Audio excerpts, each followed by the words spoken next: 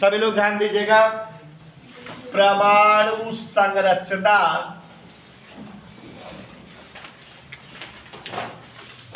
एवं स्पेक्ट्रम की उत्पत्ति।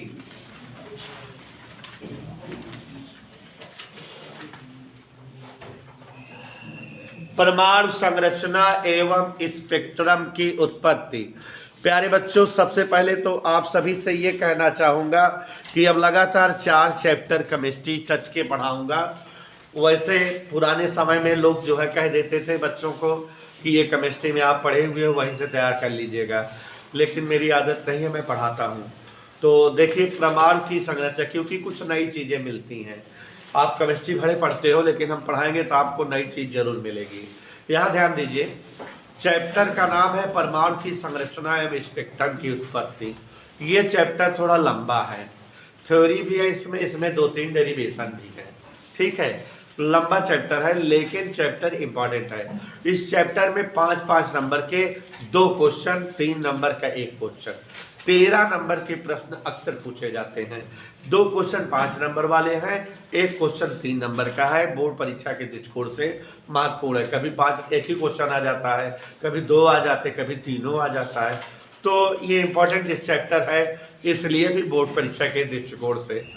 एक और बात बच्चों, इसके बाद मैं पढ़ाऊंगा आपको नाभिक की संरचना। तो इसी चैप्टर का वो पार्ट है, वो 3 नंबर के लिए महत्वपूर्ण है मात्र। मजेदार है, पूरा थ्योरी है दोनों चैप्टर। फिर पढ़ाऊंगा बेटा नाभिकीय ऊर्जा। वैसे एक चैप्टर इसके बीच में रेडियो एक्टिविटी था, अब वो कोर्स से हट गया है कोरोना की वजह से, बुक्स से भी गायब हो गया है। अब नई वाली बुक में रेडियो एक्टिविटी नहीं है। तो रेडियो एक्टिविटी भी पहले एक लेसन हुआ करता था। तो रेडियो एक्टिविटी से कंपटीशन में क्वेश्चन बहुत पूछे जाते हैं, बट कोर्स में नहीं है, तो इसलिए हम उस लेसन को पढ़ाएंगे भी नहीं। तो परमाणु संरचना पहला लेसन, नाभिक की संरचना दूसरा लेसन, नाभिकीय ऊर्जा तीसरा लेसन। ये तीनों लेसन केमिस्ट्री के हैं। 4 लेसन केमिस्ट्री के थे, एक हमने बताया हट गया है। उसके बाद बेटा अर्धचालक संचार व्यवस्था पढ़ा दे तो हमारा पूरा इधर का टॉपिक समाप्त हो जाएगा। लेकिन ये सारे चैप्टर जो है कंपटीशन के दृष्टिकोण से अच्छे हैं, इंपॉर्टेंट है, थ्योरेटिकल है। चलिए यहाँ पर देखिए, परमाणु संरचना एवं स्पेक्ट्रम की उत्पत्ति। तो परमाणु के आकार के बारे में डिस्कस करना है, और स्पेक्ट्रम क्या होते हैं, कितने प्रकार के होते हैं, कैसे होते हैं, इन सब की चर्चा हमको इस लेसन में करनी है। यहाँ ध्यान दीजिए, बहुत सारी चीजें आप केमिस्ट्री पढ़े हैं, तो वहीं से हम आपसे बात करते हैं। सबसे पहले बेटा, अगर आपसे हम जानना चाहें पदार्थ, कुछ लोग इसको द्रव्य, अंग्रेजी में सब्सटेंस या मटेरियल, पदार्थ या द्रव्य, सब्सटेंस या मटेरियल। हाँ, listen me, just listen me. जैसा कि बता रहे थे बेटा, हम लोग डिस्कस करेंगे पदार्थ या द्रव्य या सब्सटेंस क्या है। थ्योरेटिकल टॉपिक है, खूब मस्त समझिएगा, एक एक अच्छा रटा दूंगा, मेरा दावा। यहां पर देखो बच्चों, दुनिया में ऐसी कोई भी चीज हो जिसमें भार होता हो, जो रहने के लिए कुछ ना कुछ जगह घेरी हो, जिसे हम देख सके, सूंघ सके, खा पी सके, वो सारी चीजें द्रव्य या पदार्थ होती हैं। मतलब all the things which have weight, some weight, which occupy place for living, जो रहने के लिए जगह घेरती हो, and which are known by senses, जो ज्ञानेंद्रियों द्वारा महसूस हो सके, वही चीजें द्रव्य या पदार्थ हैं।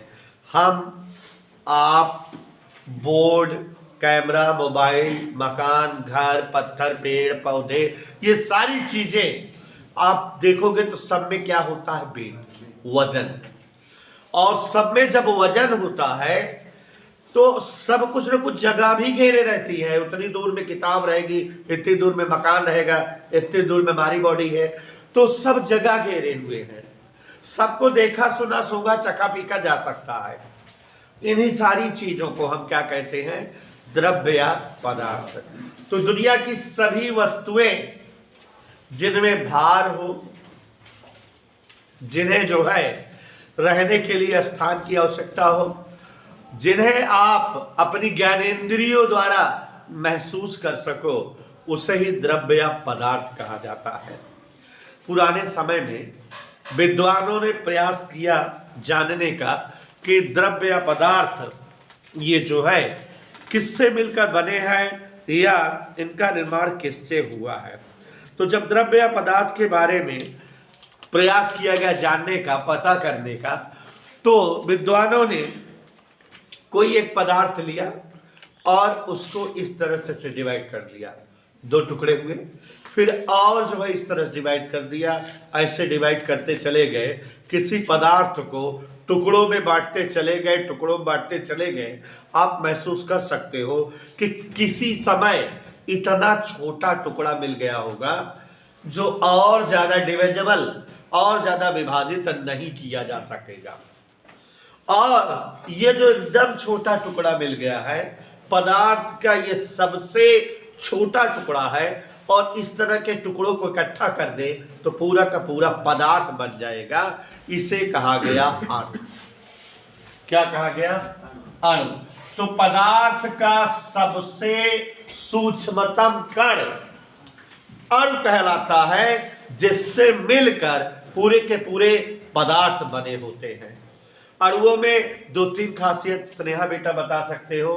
पहली चीज कि पदार्थ का ये सबसे सूक्ष्मतम कण है, सबसे सूक्ष्मतम भाग है, जिससे मिलकर पदार्थ बनते हैं। दूसरी खासियत है कि एक ही पदार्थ के जितने अणु हो सकते हैं सभी समान गुण धर्म वाले होते हैं। मतलब अगर लोहे का टुकड़ा है, उसका जो है जितना अणु होगा, सारे अणु मटमैले कलर के होंगे, भारी होंगे, चुंबकत्व का गुण दिखाते होंगे, विद्युत की सुचालकता का गुण दिखाएंगे। मतलब एक ही पदार्थ का अगर अणु है तो उनके सारे गुण, सारे धर्म, सारे स्वभाव एक जैसे होंगे। लेकिन अलग अलग पदार्थों के अगर अणु हैं, भिन्न भिन्न पदार्थों के अणु, तो भिन्न भिन्न पदार्थों के अणुओं में असमानता होती है। चांदी का अणु है तो सफेद रंग का होगा, और लोहे का अणु है अगर तो मटमैले कलर का होगा। आयोडीन का अणु है तो बैंगनी कलर का होगा।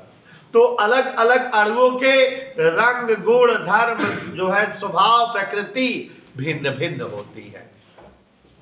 बात समझ में आ रही बेटा? तो ऐसे पदार्थ के ऐसे सूक्ष्मतम कण जिनसे मिलकर पदार्थ बनता हो, अणु कहलाते हैं। अणु पदार्थ का सबसे सूक्ष्म भाग, सबसे छोटा कण होता है। अणु इकट्ठा होते हैं तो पदार्थ बनता है, और एक ही पदार्थ के जितने अणु होते हैं सब एक जैसे गुण वाले होते हैं। और भिन्न भिन्न पदार्थ के जो अणु होते हैं, इनमें जो है गुणों में असमानता होती है। बाद में बच्चों ये जो थ्योरी जबकि बता रहे थे, जब जो है लोगों ने खोजा था, उस समय संसाधन इतने डेवलप नहीं थे कि अणु भी डिवाइड किया जा सके।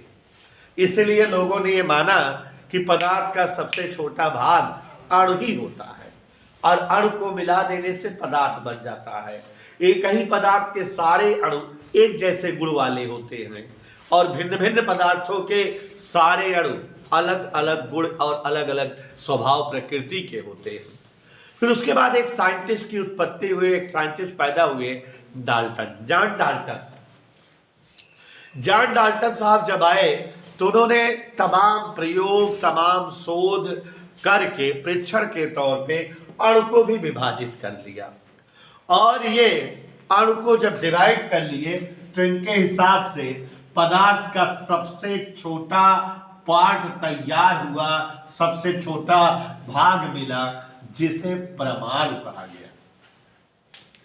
और अब डाल्टन ने पदार्थ के ये जो सबसे छोटे पार्ट की खोज कर ली थी, इसके संदर्भ में बहुत सारा प्रयोग और प्रैक्टिकल करके एक थियरी प्रतिपादित की, जिसे डाल्टन का परमाणुवाद सिद्धांत कहा गया। Atomic theory of Dalton, Dalton का परमाणुवाद सिद्धांत। डाल्टन ने परमाणु के संदर्भ में बहुत सारी बातें बताई। इन्होंने कहा कि पदार्थ का सबसे सूक्ष्मतम भाग परमाणु होता है और परमाणु को मिलाने से अणु बनता है और अणु से पूरे पदार्थ की रचना हो जाती है। यह भी बताया कि दुनिया के समस्त पदार्थों के परमाणु एक ही गुणधर्म वाले होते हैं, एक जैसे स्वभाव वाले होते हैं। दुनिया में समस्त पदार्थों के परमाणु विद्युत उदासीन होते हैं, इन पर कोई आवेश नहीं होता। दुनिया में जितने भी पदार्थ के परमाणु हैं स्वतंत्र अवस्था में रह सकते हैं, रासायनिक क्रियाओं में हिस्सा लेते हैं और ये जब आयनित हो जाते हैं तो मिल करके अणु की संरचना बनाते हैं या यौगिक की संरचना बनाते हैं। तो ये डाल्टन की थियरी थी, डाल्टन की जो है थ्योरी थी। डाल्टन ने परमाणु के संदर्भ में इतनी सारी बातें बताई, कई सारी बातें बताई। ध्यान से फिर से समझिएगा। According to mister Dalton, Dalton के अनुसार किसी भी पदार्थ का सबसे सूक्ष्मतम भाग परमाणु कहलाता है। परमाणुओं को मिलाने से अणु बनते हैं और अणु इकट्ठा होकर के पदार्थ की संरचना देते हैं। किसी भी पदार्थ का जो परमाणु होता है, समस्त पदार्थों के परमाणु समान गुण, समान धर्म, समान स्वभाव, समान प्रकृति के होते हैं।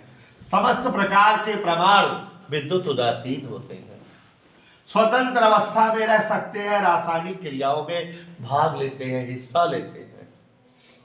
और एक विशेष और जो है भौकाली बात इन्होंने बताया कि दुनिया का प्रत्येक परमाणु अविभाज्य होता है, इंडिविजुअल, इसको और ज्यादा तोड़ा नहीं जा सकता। ये जो है डाल्टन ने अपनी थ्योरी में एक पॉइंट जोड़ा स्पेशल, कि दुनिया का प्रत्येक पदार्थ का परमाणु अविभाज्य होता है, ये किसी और कण से नहीं बना है। इसका मतलब इनके हिसाब से परमाणु मूल कण होता है, स्वतंत्र कण होता है, इसी से सारी चीजें बनती हैं, ये किसी से मिलकर नहीं बना है। तो बच्चों, ये डाल्टन की थ्योरी थी, डाल्टन का परमाणुवाद सिद्धांत था और परमाणु के संदर्भ में इनकी रिसर्च थी कि प्रत्येक पदार्थ का सबसे सूक्ष्मतम भाग परमाणु कहलाता है।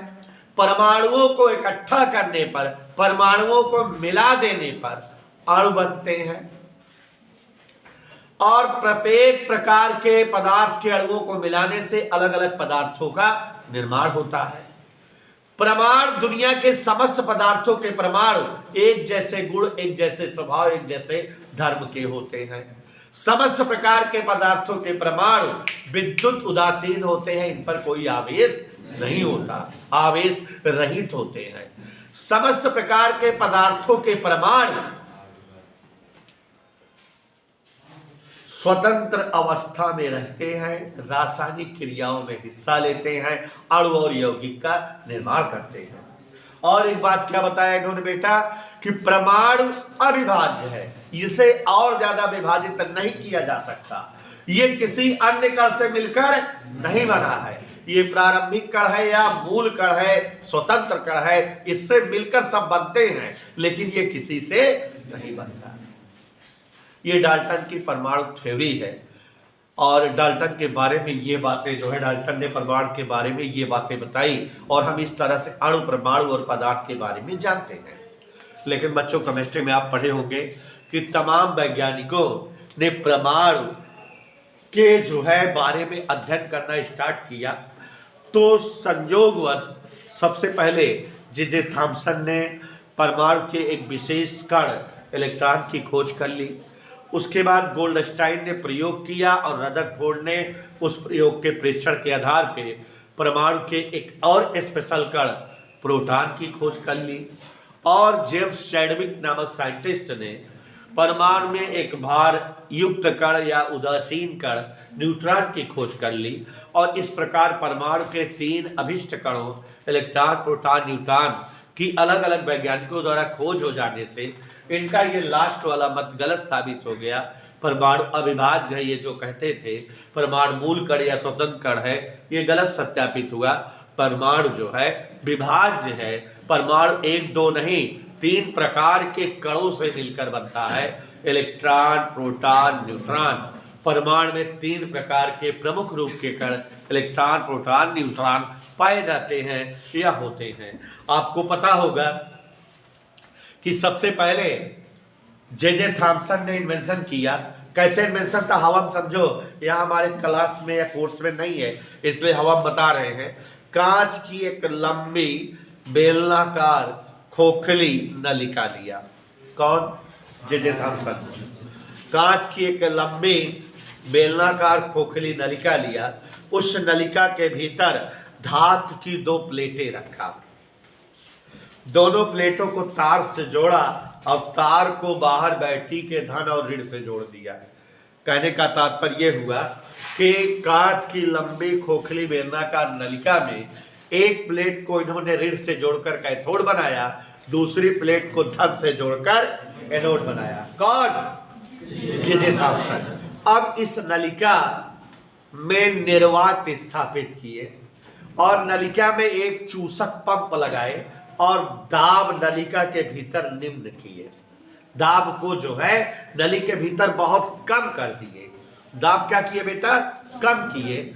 और दोनों प्लेटों के बीच जो वोल्टेज था उसको बहुत ज्यादा कर दिए।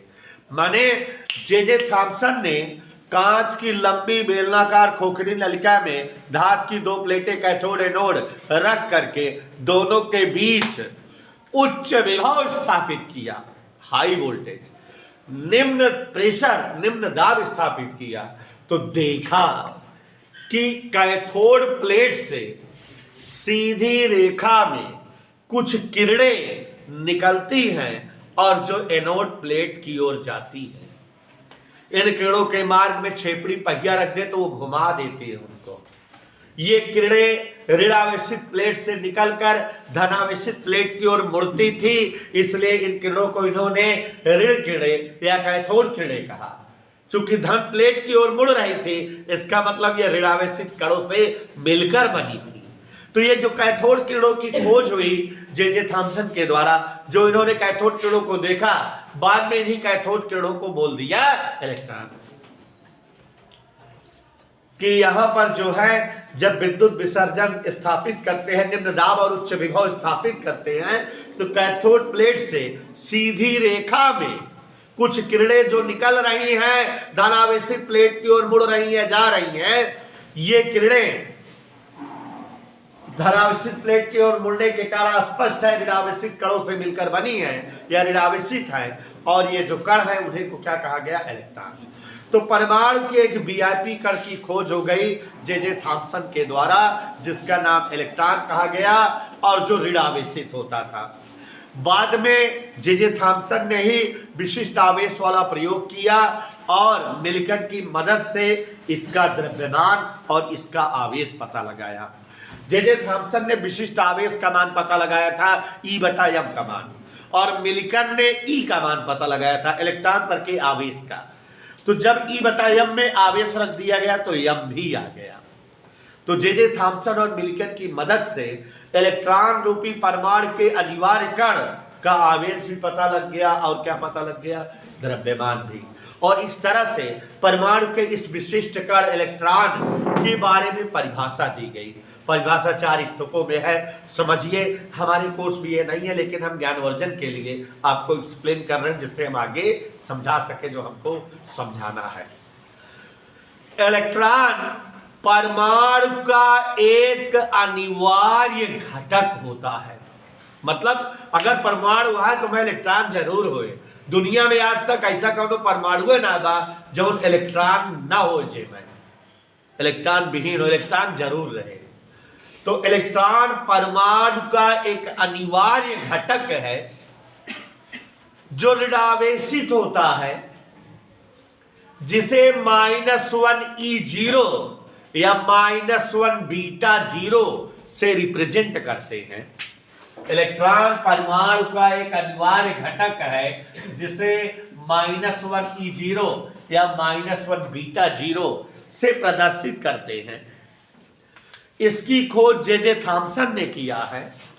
इस पर -1.6 × 10⁻⁻19 कूलाम का ऋणात्मक आवेश होता है और इसका द्रव्यमान 9 × 10⁻31 किलोग्राम होता है। इसका द्रव्यमान हाइड्रोजन परमाणु के द्रव्यमान के 1837वें भाग के बराबर होता है। 1/1837 माने ये बहुत ही हल्का कण है। 10⁻31 मतलब आप समझ रहे हो नगण्य द्रव्यमान, तो बहुत ही हल्का कण होता है। इसका द्रव्यमान बहुत ज्यादा कम होता है। इलेक्ट्रॉन का द्रव्यमान बहुत कम, 9 × 10⁻31 किलोग्राम, बहुत ही ज्यादा हल्का कण है। दुनिया में जो है प्रोटॉन के पदों में सबका द्रव्यमान मापा जाता था पहले, तो ये हाइड्रोजन परमाणु या प्रोटॉन के द्रव्यमान के 1/1837वें भाग के बराबर होता है, मतलब बहुत कम होता है। 2000वां भाग होता है हाइड्रोजन के द्रव्यमान का। सोच लो, हाइड्रोजन द्रव्यमान ऑलरेडी बहुत कम है। तो बच्चों, परमाणु का अनिवार्य घटक इलेक्ट्रॉन, ऋणावेशित कण जे थॉम्सन खोज किए और इस पर आवेश ऋण 1.6 × 10⁻19। इसका द्रव्यमान 9 × 10⁻31 किलोग्राम। और हमने आपको बताया कि मिलिकन और जे थॉम्सन ने मिल करके इलेक्ट्रॉन के आवेश और द्रव्यमान की खोज की थी। तो इस तरह से ये ज्ञात हो गया कि परमाणु में कोई एक ऋणावेशित कण इलेक्ट्रॉन होता है, और जब परमाणु में कोई एक ऋणावेशित कण इलेक्ट्रॉन होगा तो निश्चित तौर पर परमाणु क्या हो गया? आवेशित।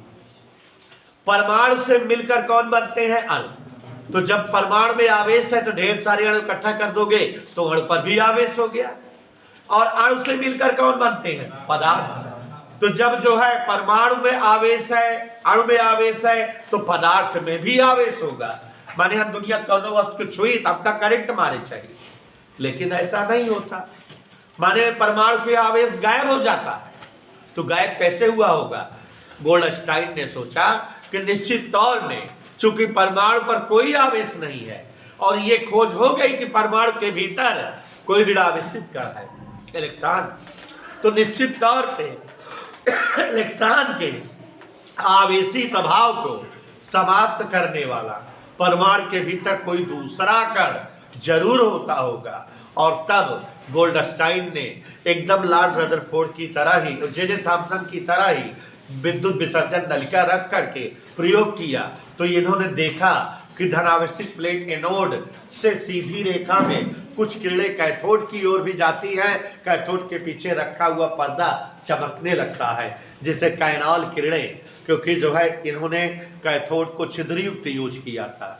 नहर वाली किरणें, कैनाल किरणें या धन किरणों की खोज हुई, और जो है कैथोड प्लेट की ओर मुड़ती थी, अर्थात धन आवेशित कणों से मिलकर बनी थी, और इन्हीं कणों को प्रोटॉन कहा गया। मतलब लॉर्ड रदरफोर्ड और गोल्डस्टाइन ने शामिलात ये सत्यापित किया कि परमाणु के भीतर कोई एक ऐसा कण भी उपस्थित होता है जो धनावेशित होता है और जो इलेक्ट्रॉन के आवेशी प्रभाव को समाप्त करता है या उदासीन करता है।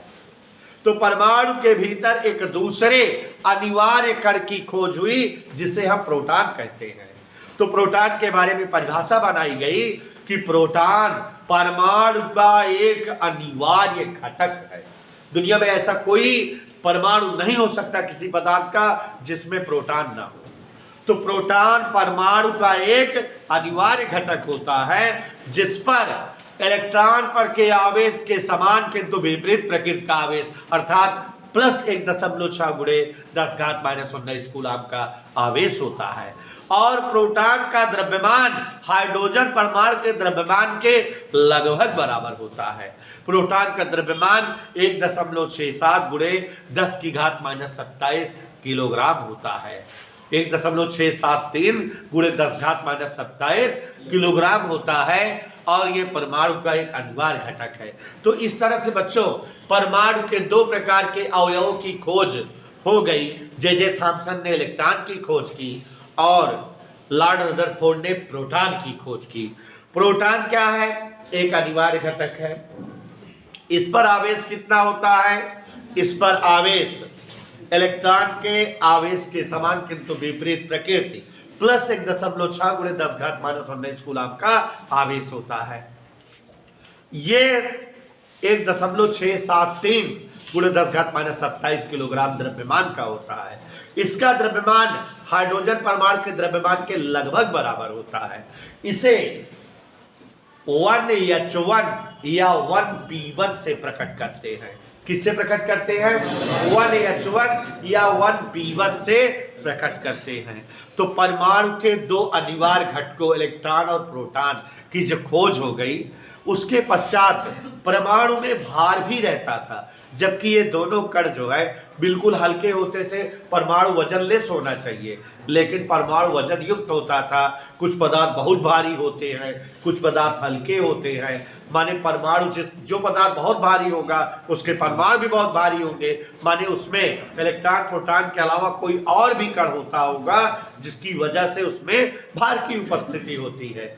ऐसी सोच बनाया आपके चाचा जेम्स चैडविक ने, और उन्होंने बेरिलियम पर, किस पर? ये सब प्रयोग आप केमिस्ट्री पढ़े होंगे। बेरिलियम पर अल्फा कणों की बमबारी किया, और उसके बाद प्रयोग के आधार पर यह ज्ञात किया कि परमाणु में कोई एक तीसरा कण भी होता है जो भार युक्त होता है, जिसका द्रव्यमान प्रोटॉन के द्रव्यमान से थोड़ा अधिक होता है, लेकिन जो उदासीन होता है, आवेश रहित होता है। प्रोटॉन का द्रव्यमान 1.673 गुणे 10⁻⁻⁷, न्यूट्रॉन का द्रव्यमान 1.675 गुणे 10⁻⁷ किलोग्राम होता है। लगभग प्रोटॉन के द्रव्यमान के समतुल्य, लेकिन थोड़ा ज्यादा होता है प्रोटॉन के द्रव्यमान से।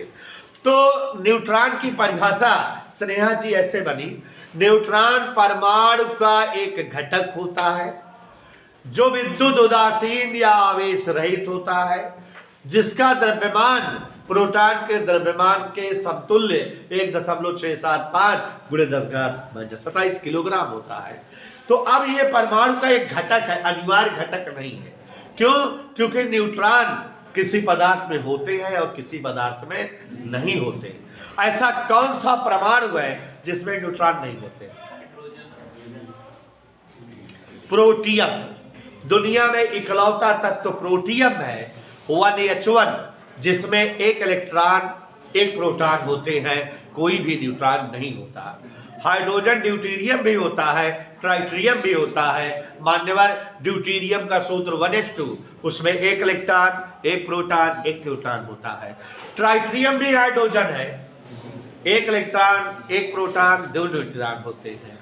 तो दुनिया में इकलौता तत्व प्रोटियम 1H1, यही एक ऐसा तत्व है जिसमें जो है न्यूट्रॉन नहीं होते। और आपको पता है बेटा, प्रोटियम की एक खासियत, स्नेहा ओझा ध्यान देना, प्रोटियम, सभी बच्चे ध्यान दो क्या बता रहे हैं। प्रोटियम, ए बच्चों, प्रोटियम 1H1 इसका सूत्र होता है, परमाणु क्रमांक 1, परमाणु भार 1। यहां पर एक इलेक्ट्रॉन होगा, एक प्रोटॉन होगा, न्यूट्रॉन इसमें नहीं होते। एक में से एक गैस न्यूट्रॉन ना है, तो एक संरचना इससे बने ना है, एक प्रोटॉन और बाहरी जौना है एक इलेक्ट्रॉन, ऐसे बने प्रोटियम की ना है, ऐसे बने ना। लाठी लेके आवा और इलेक्ट्रॉन के मार के भगा दिया, ई का बचा, ई बचा प्रोटियम के नाभिक, इलेक्ट्रॉन भाग गया। और प्रोटियम का जो नाभिक होता है वह शुद्ध रूप से प्रोटॉन होता है, तो प्रोटियम के नाभिक को प्रोटॉन माना गया है। इसीलिए प्रोटॉन का द्रव्यमान हाइड्रोजन के द्रव्यमान के बराबर कहा जाता है, और इसीलिए प्रोटॉन को 1H1 से प्रकट करते हैं। क्यों? क्योंकि प्रोटियम का नाभिक ही तो प्रोटॉन है।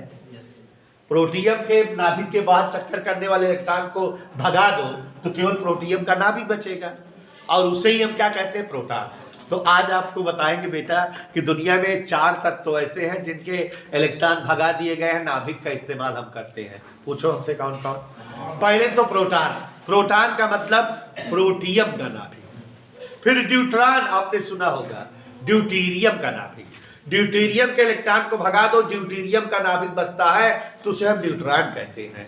ट्राइट्रियम का नाभिक अगर बचे, इलेक्ट्रॉन भगा दो तो ट्राइट्रॉन, और अपना एक बहुत खूबसूरत तत्व है हीलियम। हीलियम के इलेक्ट्रॉन को भगा दो तो जो हीलियम का नाभिक बचता है उसे हम अल्फा कण कहते हैं। तो हम 4 तत्वों के नाभिकों से संपर्क करते हैं, नाभिकों के बारे में अध्ययन के दौरान इस्तेमाल करते हैं।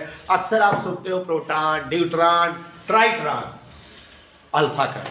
तो प्रोटॉन क्या है आज से जान लो, प्रोटियम का नाभिक। न्यूट्रॉन क्या है, ड्यूटीरियम का नाभिक।